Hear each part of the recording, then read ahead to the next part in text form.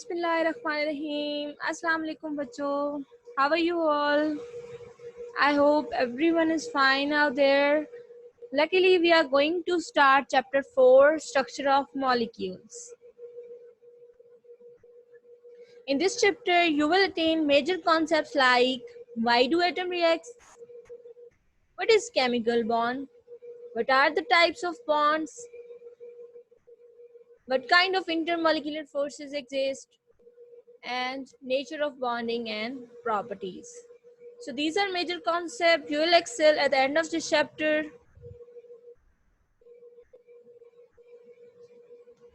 So we will start our today's topic, and I am about to introduce you. All the matter in this world is composed of almost entirely compounds or their mixtures. Human, animals, plant bodies, rocks, petroleum, coal, etc. are all example of mixture of compounds. जैसा कि आप लोगों को पता है कि दुनिया के अंदर हर चीज क्या है, मैटर है. What is matter? Matter is anything that occupies space and have some mass. अब दुनिया की हर चीज जो एग्जिस्ट कर रही है उसका कोई ना कोई मैस होता है, वो कोई ना कोई स्पेस ऑक्यूपाई करती है, इसलिए हम सारी चीजों को क्या कहते हैं, मैटर कहते हैं. जब हम मैटर को के अंदर मोर स्पेसिफाई करते हैं तो हर मैटर जो है वो डिफरेंट किस्म के कंपाउंड से मिलके बना होता है. अब वो जो है कोई भी एक मैटर एक किस्म के कंपाउंड से भी बना हुआ हो सकता है, या उसके अंदर मिक्सचर ऑफ कंपाउंड्स भी हो सकता है, means more than one compounds भी हो सकते हैं. जैसा कि आपके सामने कुछ एग्जांपल्स आई हैं. अब इंसान है, एनिमल्स हैं, प्लांट बॉडीज हैं, पत्थर हैं, पेट्रोलियम है, कोल है, ये सारी चीजें क्या है, मैटर है. And they all are composed of compounds. तो हमारा कंसर्न क्या है, कंपाउंड्स क्या होते हैं और कंपाउंड्स कैसे बनते हैं. इस चैप्टर में हमने यही चीज डिटेल के साथ स्टडी करनी है कि कंपाउंड्स क्या होते हैं, कंपाउंड्स कैसे बनते हैं और हम इनको क्यों स्टडी कर रहे हैं. In compounds different kind of atoms are bounded together. Basically compound होते क्या हैं, जब more than one kind of atoms जो है कंबाइन होते हैं तो वो क्या बना देते हैं, कंपाउंड्स बना देते हैं. जैसे कि आपने फर्स्ट चैप्टर में पढ़ा, एलिमेंट, मिक्सचर एंड कंपाउंड को आप लोगों ने डिफाइन किया, उनका डिफरेंस पढ़ा. तो अभी हम उन्हीं कंपाउंड्स की बात कर रहे हैं. कंपाउंड कैसे बने थे, compounds are formed by different kinds of atom and they are bounded together. few elements also consist of unbounded atoms. For example आपने नोबल गैसेस की बात की. कौन कौन सी नोबल गैसेस होती हैं, अभी आपने थर्ड चैप्टर पढ़ा है पीरियोडिक टेबल का. कौन कौन सी नोबल गैसेस होती हैं, yes, helium, neon, argon, xenon, krypton. ये सारी क्या है, नोबल गैसेस हैं. इनको नोबल गैसेस कहा ही इसीलिए जाता है क्योंकि ये रिएक्ट नहीं करती, ये इनर्ट होती हैं. ठीक है, इसीलिए नोबल गैसेस फ्री फॉर्म में एग्जिस्ट करती हैं, वो बाउंडेड फॉर्म में एग्जिस्ट नहीं करती क्योंकि वो किसी एलिमेंट के साथ रिएक्ट ही नहीं करती, इसलिए वो फ्री फॉर्म में एग्जिस्ट करती हैं. So we can say that not every matter is composed of compounds. There can be certain elements that can exist in free state. So the manner in which various atoms are bounded together has a profound effect on the properties of a substance. अब बेटा compound जो बनता है उसमें हमने क्या कहा, simply दो एटम मिलेंगे, थ्री मिलेंगे, मोर देन थ्री मिलेंगे, एटम्स मिलके हमारे पास एक कंपाउंड बना देंगे. अब वो ज्वाइन किस तरीके से होते हैं, उसके अंदर बॉन्डिंग किस तरीके की होती है, इसका बहुत इम्पैक्ट पड़ता है. ठीक है, और इसका इम्पैक्ट किस चीज पे पड़ता है, उस सर्टेन कंपाउंड की प्रॉपर्टीज पे पड़ता है. फॉर एग्जांपल आप अपने आसपास नजर दौड़ाएं, कुछ चीजें होंगी जो बहुत ज्यादा सॉफ्ट होंगी. फॉर एग्जांपल यहाँ पे एक लोशन पड़ा है, ये बहुत ज्यादा सॉफ्ट है. ठीक है, टेबल पड़ी है तो टेबल बहुत ज्यादा स्ट्रॉन्ग होती है, टफ होती है. इसके अलावा ये जो है एक पाइप है जो आयरन से बना हुआ है, तो ये टेबल से भी ज्यादा स्ट्रॉन्ग है, ये ज्यादा टफ है. तो बेटा हर चीज की प्रॉपर्टीज डिफरेंट होती हैं. क्यों डिफरेंट होती हैं, ये डिपेंड करता है कि वो सर्टेन कंपाउंड जो है वो किस किस्म की बॉन्डिंग से बना हुआ है, उसके अंदर कौन कौन से एलिमेंट्स ज्वाइन हुए हैं. और यही रीजन होती है कि हर कंपाउंड की प्रॉपर्टीज डिफरेंट होती हैं, क्योंकि उसके अंदर बॉन्डिंग के पैटर्न्स डिफरेंट होते हैं। इस चैप्टर में आपने बॉन्डिंग के पैटर्न्स पढ़ने कि किस किस्म की बॉन्डिंग होगी तो कौन कौन सी प्रॉपर्टीज होंगी compound. Some substances are hard and tough and others are soft and flexible as we have discussed. कुछ substances आपके आसपास soft होंगे, कुछ जो हैं tough होते हैं। तो ये डिपेंड करता है किस चीज पे, बॉन्डिंग पे डिपेंड करता है। किस किस्म की बॉन्डिंग होगी तो सब्सटेंसेस हार्ड प्रोड्यूस होंगे, किस किस्म की बॉन्डिंग होगी तो सब्सटेंसेस सॉफ्ट प्रोड्यूस होंगे। एक जनरल सा कॉन्सेप्ट हमारे माइंड में आता है कि अगर स्ट्रॉन्ग बॉन्डिंग होगी ना तो जो सब्सटेंस बनेगा वो भी हार्ड होगा, टफ होगा। और अगर जो बॉन्डिंग है वो इतनी ज्यादा स्ट्रॉन्ग नहीं है, वीक बॉन्डिंग है, तो फिर क्या होगा, जो सब्सटेंस प्रोड्यूस होगा वो भी सॉफ्ट और फ्लेक्सिबल सा होगा, जैसे प्लास्टिक होता है, जैसे रेजर होते हैं।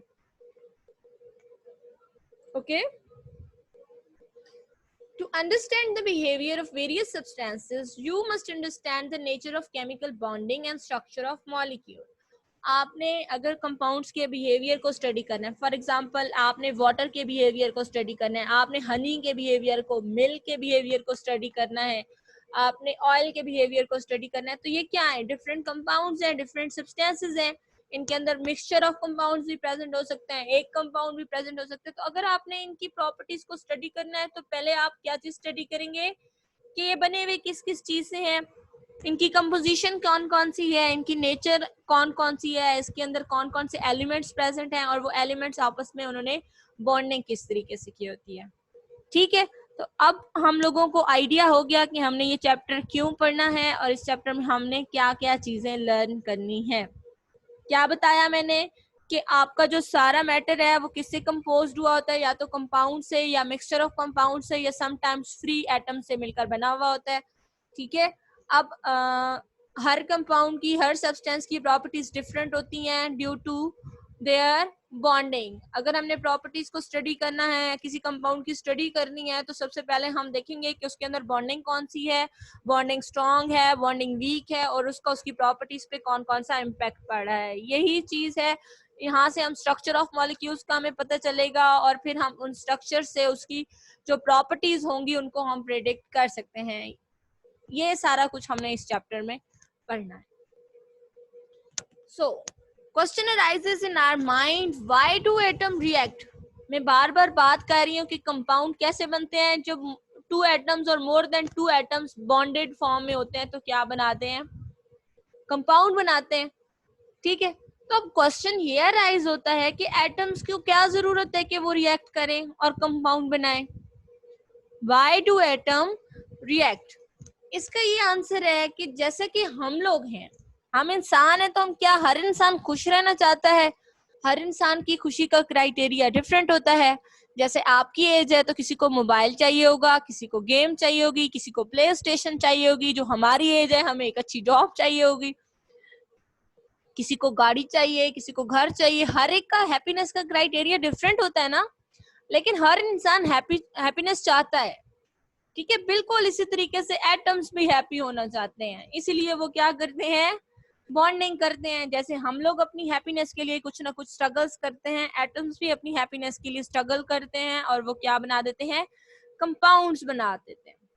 अब एटम हैप्पी कब होते हैं, जब वो क्या करते हैं, अपना एनर्जी लेवल कम कर देते हैं या फिर वो अपना वैलेंस शेल जो है वो कंप्लीट करते हैं। एनर्जी लेवल कम करने का ये मतलब होता है कि बेटा जब एटम होता है वो फ्री स्टेट में एग्जिस्ट कर रहा होता है तो उसकी एनर्जी ज्यादा होती है, और जब वो बॉन्डिंग करता है तो वो अपनी एक्स्ट्रा एनर्जी रिलीज कर देता है और एक स्टेबलाइज्ड फॉर्म में आ जाता है। ठीक है, जैसे कि आप लोग देखें ना, हमारी लाइफ के स्टेजेस होते हैं, जो हमारी टीनेज की स्टेज है या मिड 30s तक की जो स्टेज है, ये बहुत ज्यादा एक्साइटेड स्टेज होती है। इसमें हमारे बड़े बड़े ख्वाब होते हैं, हम बहुत कुछ बनना चाहते हैं, हम बहुत कुछ करना चाह रहे होते हैं। कुछ लोग अपनी मेहनत से वो सारा कुछ अटेन कर लेते हैं, कुछ लोग वो अटेन नहीं कर पाते। तो ऐसा होता है कि टाइम के साथ इंसान में मेच्योरिटी आ जाती है। जब वो 30 क्रॉस करता है तो वो एक मेच्योर इंसान बन जाता है, वो एक सुलझा हुआ इंसान बन जाता है और उसकी एनर्जी कम हो जाती है। जो टीन एज में होती है या 20 से 30 तक जो एनर्जी लेवल होता है इंसान का वो कम हो जाता है, और फिर हम उस इंसान को क्या कहते हैं कि वो एक स्टेबलाइज्ड फॉर्म में हो गया। पहले वो एक्साइटेड था और अब वो स्टेबलाइज्ड फॉर्म में हो गया। बिल्कुल एटम्स भी इसी तरीके से होते हैं। जब वो फ्री स्टेट में होते हैं तो वो बहुत ज्यादा एक्साइटेड होते हैं, वो क्या करते हैं अपनी एनर्जी को कम करना चाहते हैं, ठीक है। और जब वो अपनी एनर्जी कम कर देते हैं तो उनके पास एनर्जी कम करने का एक ही ऑप्शन होता है कि वो किसी दूसरे एटम के साथ बॉन्ड बना लें, जिसके रिजल्ट में क्या होगा, उनकी जो एक्स्ट्रा एनर्जी है वो रिलीज हो जाएगी और वो उस बॉन्डिंग में जकड़े जाएंगे और एक स्टेबलाइज्ड फॉर्म बना देंगे। पहली रीजन इस तरीके से एटम हैप्पी होते हैं, और दूसरी रीजन ये है कि एटम अपना वैलेंस शेल कंप्लीट करना चाहते हैं, ठीक है। वैलेंस शेल का क्या मतलब होता है, आपने जैसे कि एटॉमिक स्ट्रक्चर पढ़ा कि दरमियान में एटम की न्यूक्लियस होता है एंड आसपास शेल होते हैं। सबसे जो आखिरी शेल होता है, सबसे जो लास्ट वाला शेल होता है, उसको हम क्या कहते हैं, वैलेंस शेल कहते हैं, ठीक है। अब वैलेंस शेल के अंदर क्या होते हैं, इलेक्ट्रॉन्स होते हैं। अब हर एलिमेंट का डिफरेंट क्राइटेरिया होता है। जो स्टार्ट के कुछ एलिमेंट्स होते हैं वो क्या करते हैं कि वो अपने वैलेंस शेल में 2 इलेक्ट्रॉन्स रखना चाहते हैं, जबकि जो बाकी सारे एलिमेंट्स होते हैं वो अपने वैलेंस शेल में 8 इलेक्ट्रॉन्स को कंप्लीट करना चाहते हैं, ठीक है।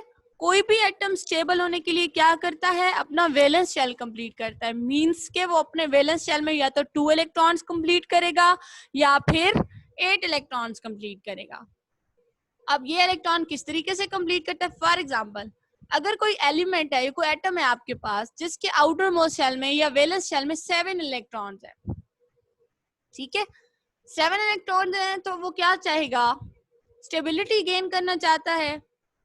तो वो क्या करता है, किसी भी एलिमेंट से 1 इलेक्ट्रॉन गेन कर लेता है, जिसके रिजल्ट में क्या होता है, उसके वैलेंस शेल में 8 इलेक्ट्रॉन हो जाते हैं। इन अदर वर्ड्स हम कहते हैं कि उसने अपना वैलेंस शेल कंप्लीट कर लिया है, और इस कंडीशन में एटम क्या हो जाता है, हैप्पी हो जाता है। और यही रीजन होती है कि एटम अपनी हैप्पीनेस के लिए बॉन्डिंग करता है, ठीक है। क्यों बॉन्डिंग करता है एटम, अपनी एनर्जी कम करने के लिए और अपना वैलेंस शेल कंप्लीट करने के लिए। So this was all about why do atom reacts. Further details आपने इस बहुत ही इंटरेस्टिंग सी वीडियो में देखेंगे। I hope you will enjoy this. Let me explain how we atoms bond together to form a molecule. It's just like the letters getting together to form a word. Electrons keep moving in shells outside the nucleus. Each shell contains a fixed number of electrons. The first shell can have 2 electrons, and the second can have 8 electrons. The third can hold 18, and the fourth can hold up to 32 electrons. The atoms in the outermost shell of an atom are called valence electrons, and the outermost shell is called the valence shell. Atoms bond with other atoms to form a molecule with these valence electrons in the valence shell. Remember one thing, atoms always keep trying to fill their shells. Take, for example, an oxygen atom.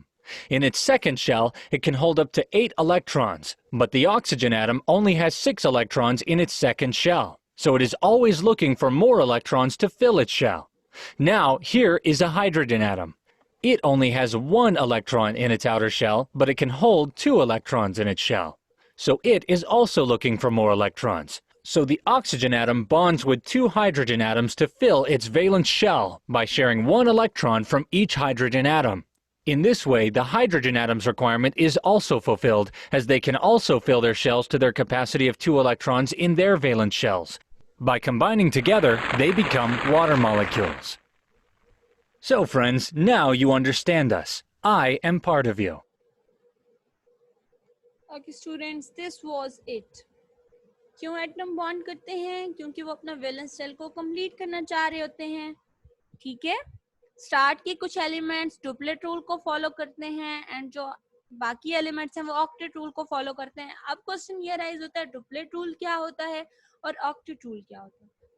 इस lesson में अब हम ये discuss करेंगे, what is duplet rule and what is octet rule. Why do atom reacts, ये आप लोगों ने क्वेश्चन नोट भी कर लेना है अपने पास और इसका आंसर भी स्क्रीन पे आ रहा है। Atom reacts due to the following reason, as we have discussed in the previous slides that atom reacts to because they want to lower the energy level of their. To complete the outermost shell, follow two rules, duplet and octet rule. ये reason हम detail से discuss कर चुके हैं. Atom जो है अपना energy level जो है वो डिक्रीज करना चाहते हैं ताकि वो स्टेबिलिटी गेन करें हैं. और दूसरी रीजन क्या है, एटम अपने आउटर मोस्ट में या तो 2 इलेक्ट्रॉन्स को कंप्लीट करना चाह रहे होते हैं या फिर वो अपने आउटर मोस्ट में 8 इलेक्ट्रॉन्स को कंप्लीट करना चाह रहे होते हैं. और ये होता है टू रूल्स की वजह से, duplet rule and octet rule, and वो आप आगे डिस्कस करते हैं. Solo. Instead, they bond with other atoms. Now, bonds can form between atoms of the same element or atoms of different elements. You've probably imagined bonding as a tug of war. If one atom is really strong, it can pull one or more electrons off another atom. Then you end up with one negatively charged ion and one positively charged ion. And the attraction between these opposite charges is called an ionic bond. This is the kind of sharing where you just give away your toy to someone else and then never get it back.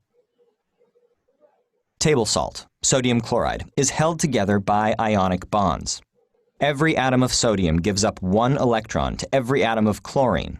Ions are formed, and those ions arrange themselves in a 3D grid called a lattice, in which every sodium ion is bonded to 6 chloride ions, and every chloride ion is bonded to 6 sodium ions. The chlorine atoms never give the sodium atoms their electrons back. Now, these transactions aren't always so cut and dried. If one atom doesn't completely overwhelm the other, they can actually share each other's electrons. This is like a potluck, where you and a friend each bring a dish, and then both of you share both dishes. Each atom is attracted to the shared electrons in between them, and this attraction is called a covalent bond. The proteins and DNA in our bodies, for example, are held together largely by these covalent bonds. Some atoms can covalently bond with just one other atom, others with many more. The number of other atoms one atom can bond with depends on how its electrons are arranged. So, how are electrons arranged? Every atom of a pure, unbonded element is electrically neutral because it contains the same number of protons in the nucleus as it does electrons around the nucleus. And not all of those electrons are available for bonding. Only the outermost electrons, the ones in orbitals furthest from the nucleus, the ones with the most energy, only those participate in bonding. By the way, this applies to ionic bonding too. Remember sodium chloride?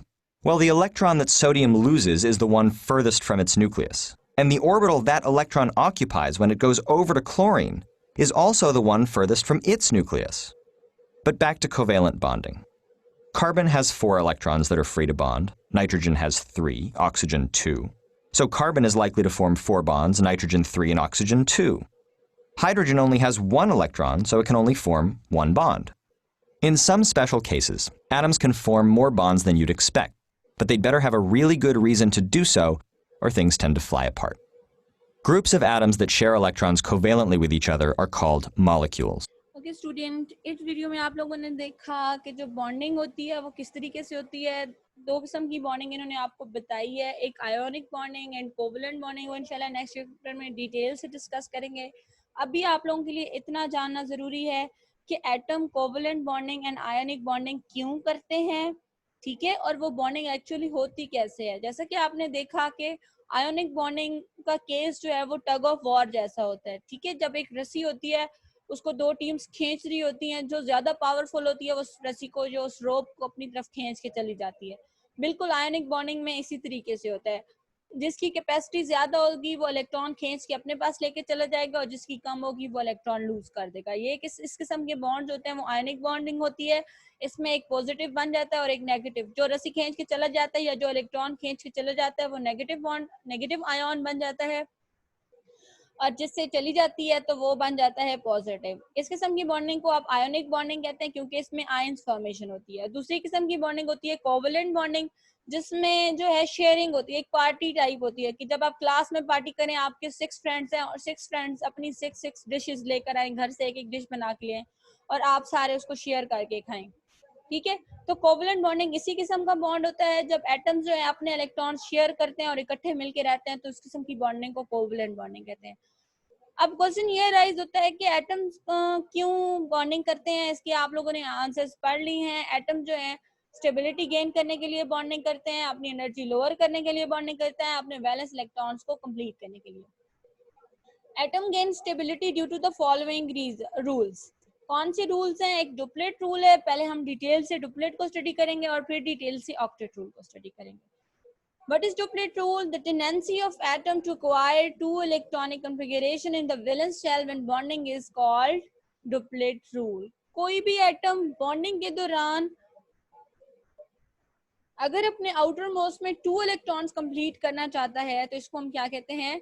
Duplet rule कहते हैं। For example, hydrogen, lithium, beryllium follows duplet rule to gain stability. बेटा ये 3 elements हैं आपके जो duplet rule को follow करते हैं, ठीक है। इनके आउटर मोस्ट में, हाइड्रोजन के आउटर मोस्ट में 1 इलेक्ट्रॉन होता है, तो ये 1 इलेक्ट्रॉन गेन कर लेता है या शेयर कर लेता है, जिसके रिजल्ट में क्या होता है? डुप्लेट रूल बन जाता है। मींस हाइड्रोजन क्या करता है, इसके पास एक ही इलेक्ट्रॉन है ना, तो वो 1 इलेक्ट्रॉन शेयर कर लेगा और वैलेंस शेल में 2 इलेक्ट्रॉन्स कंप्लीट हो जाएंगे। तो इसको हम क्या कहते हैं कि हाइड्रोजन के अंदर टेंडेंसी है डुप्लेट रूल को फॉलो करने की।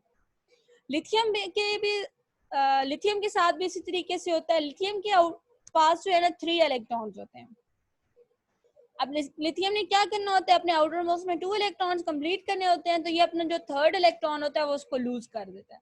बेरिलियम के पास 4 इलेक्ट्रॉन होते हैं, तो बेरिलियम ने 2 इलेक्ट्रॉन्स करने होते हैं, तो बेरिलियम जो एक्स्ट्रा 2 इलेक्ट्रॉन्स है उनको लूज कर देता है और अपने जो है 2 इलेक्ट्रॉन कंप्लीट कर लेता है।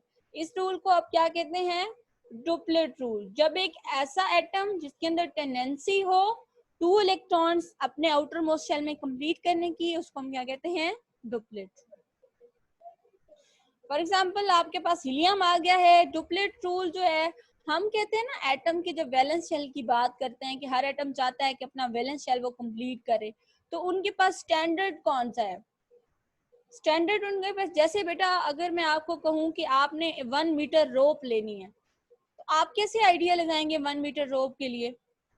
आप एक स्टैंडर्ड लेंगे ना, एक फुट लेंगे जिसके ऊपर मीटर तक रीडिंग्स होंगी, तो आप उसके साथ मेजर करेंगे रोप को और फिर 1 मीटर तक काटेंगे। इसी तरह एटम्स के पास क्या स्टैंडर्ड है कि उन्होंने अपना वैलेंस शेल जो है उसको कंप्लीट करने का क्या स्टैंडर्ड है? उनके पास स्टैंडर्ड है नोबल गैसेस।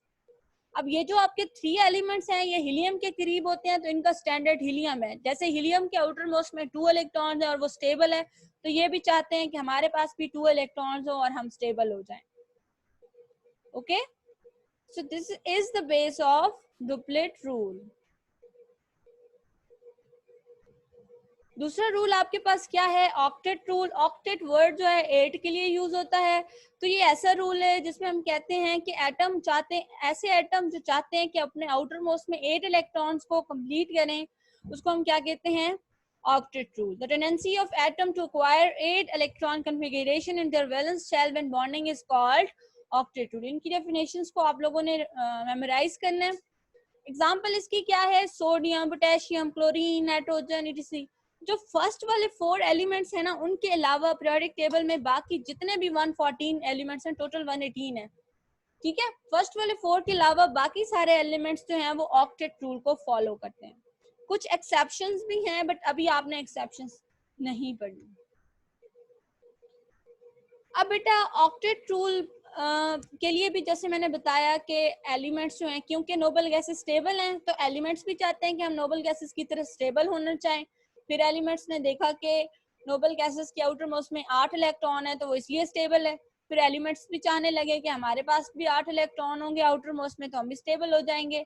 तो इसको बेटा क्या कहते हैं? Octet rule. और इनका जो स्टैंडर्ड क्या है वो नियॉन है। नियॉन के आउटर मोस्ट में 8 इलेक्ट्रॉन होते हैं, इसलिए बाकी एलिमेंट्स भी सारे चाहते हैं कि इनके आउटर मोस्ट में भी 8 electron.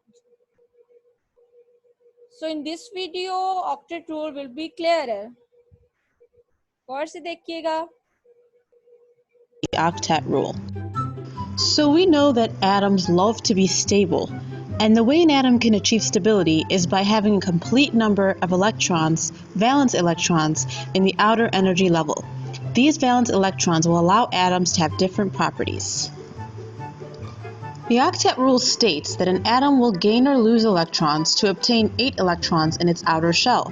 In other words, elements want to reach an electron configuration of the nearest noble gas. The word octet means a group of 8. For example, an octopus is an animal with 8 legs. An octagon is a shape with 8 sides. So let's look at a model of an atom. We know that an atom has a nucleus, where the protons and neutrons are located. Around the nucleus, we know that there are electron shells where all the electrons are located. The first electron shell in an atom can hold 2 electrons maximum. The electrons in the outermost shell are called valence electrons, which determine the properties of the atom. The second electron shell can hold a maximum of 8 electrons. In this case, the electrons in the second electron shell are called the valence electrons. The third electron shell can also hold a maximum of 8 electrons. In this case, the electrons in the third electron shell are called valence electrons, and so on. So let's look at the element lithium. Lithium is in group 1 of the periodic table, and since it's in group 1, it has 1 electron in its outermost shell. Another example is an element that is in group 16 of the periodic table. It will have 6 valence electrons. Elements in the same column as group 16 will also have 6 valence electrons. This is a general way to figure out the number of electrons for an element. Elements like to be in their most stable electron configuration. So the easiest thing for lithium to do is lose that 1 electron in its outermost shell to obtain the electron configuration of the noble gas helium. Helium is a very stable element because of its electron configuration. Sodium, like lithium, is also in group 1 and has 1 valence electron. Notice the lonely valence electron in the third shell of the atom. This shell needs 7 more electrons to satisfy the octet rule, but the easiest thing for sodium to do is lose that electron if it can. And when it does, sodium will now have the electron configuration of the noble gas neon. Now let's look at chlorine. Chlorine is in group 17, which indicates it has 7 valence electrons. So looking at the chlorine atom, notice how the outermost shell needs 1 more electron to satisfy the octet rule and have 8 electrons to be stable. That's why chlorine is a very reactive element, because it just needs 1 more electron. And when it does, it will have the stable electron configuration of the noble gas argon. And that is the octet rule.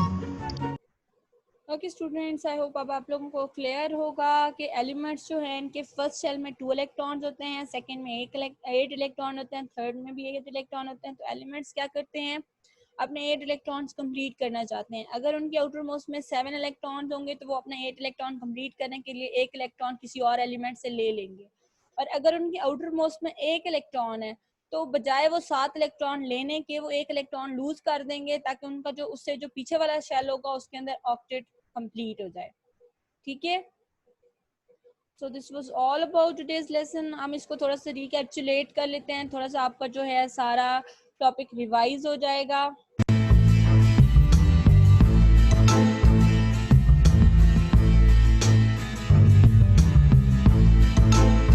Because difference को आप लोगों ने note कर लेना है ताकि आपको further chapter में कोई इशू ना आए.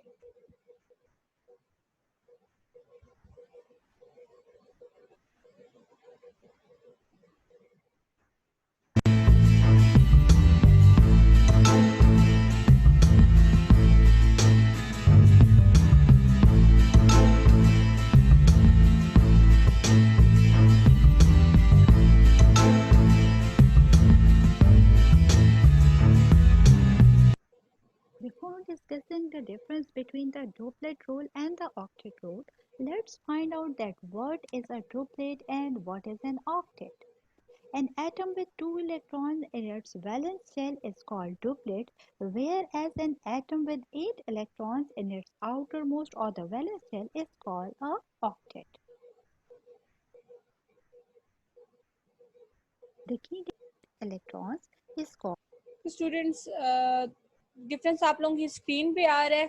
इस डिफरेंस को मैं एक्सप्लेन कर लेती हूँ कि octet rule and duplet rule में क्या क्या डिफरेंसेस हैं. सबसे पहले आपने जब भी डिफरेंस लिखना होता है दरमियान में लाइन लगानी है. एक साइड पे आप डुप्लेट रूल लिख लें, एक साइड पे आप ऑक्टेट रूल लिखें. फिर इसके बाद सबसे पहला जो डिफरेंस होता है वो डेफिनेशन का डिफरेंस होता है. तो आप लोगों ने दोनों को डिफाइन कर लेना है. डुप्लेट रूल को कैसे डिफाइन किया था, the tendency of an atom to acquire an outermost shell of the 2 electrons. और ऑक्टेट क्या होता है, tendency to acquire 8 electron in the outer most shell. इसके बाद जो है सेकेंड जो डिफरेंस है वो क्या है कि atoms with low atomic number, hydrogen, helium, only one S orbital around the nucleus follow duplet rule. कि डुप्लेट रूल कौन से एलिमेंट फॉलो करते हैं, जिनके लोअर एटॉमिक नंबर होते हैं और जिनके सिर्फ एक ही शेल होता है जिनके पास, ठीक है।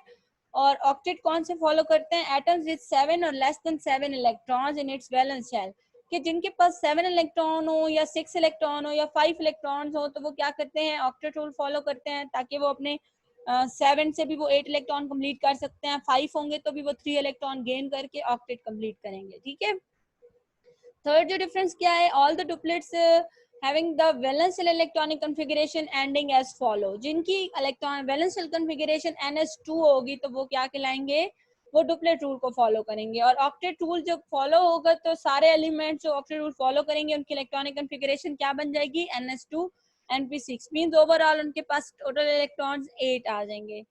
This was all about today's lesson. आप लोगों ने क्या क्या चीज लर्न की, एटम क्यों रिएक्ट करते हैं, क्योंकि वो स्टेबिलिटी गेन करना चाहते हैं, क्योंकि वो अपनी एनर्जी कम करना चाहते हैं, और क्योंकि वो वैलेंस शेल को कंप्लीट करना चाहते हैं, ठीक है। और एटम रिएक्ट करने के लिए 2 रूल फॉलो करते हैं, octet rule and duplet rule follow करते हैं। फिर आपने उनके डिफरेंसेस भी रीड किए। इसके बाद हम आ जाते हैं होमवर्क पे। आप लोगों ने होमवर्क कौन सा करना है, सेल्फ असेसमेंट 4.1 है जो आपकी बुक पे, उसको आपने नोट कर लेना है। आप इस होमवर्क को नोट कर लें।